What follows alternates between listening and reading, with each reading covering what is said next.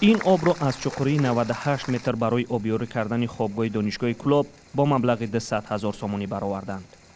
تا کندن این چاهی عمودی و برآمدن آب، دانشجویان خوابگاه دانشگاه از آب تنقیسی می‌کشیدند. سالیان زیاد بود که در دانشگاه دولتی کلوب از حساب نرسیدن آب آشامیدنی با مشکل‌ها روبرو می‌گردیدند، علل خصوص در فصل تابستان. در خوابگاه دانشگاه حدود 400 نفر دانشجو به سر میبرند. باشندگان این خوابگاه پیش از آبیاری شدن آن آب را از گرد و اطراف آن دسترس می‌کردند. عبدالسلام میرعلی‌زاده رئیس دانشگاه کلوب گفت که در یک سال فعالیت کاری او پرابلمای آب اولین درجه به حساب می‌رفت. با آب تامین نمودن دانشگاه مخصوصاً خوابگاه دانشجویان میباشد که واقعاً مدت یک سال و یک ماه که من فعالیت دارم، آب در ما واقعاً بعضی پرابلم‌ها داشت. هزار بار شکر.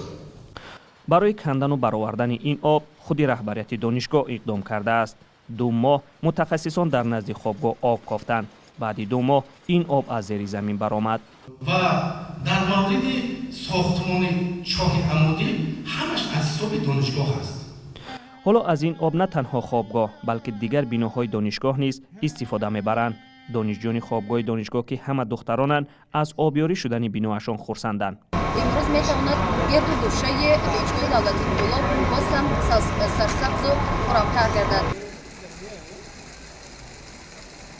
در گذشته دانشجویان خوابگاه دانشگاه کلوب از نبود آب آشامیدنی و جای زیست بیشتر به رسانه‌ها شکایت می‌کردند.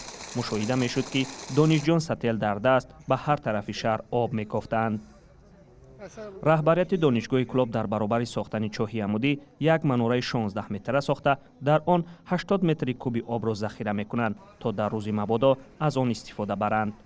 یک چاهی عمودی در حال در نزد دانشگاه کلوب ساخته و آبیاری شد که در چند دهات و مرکز شهر کافتن آب ادامه دارد.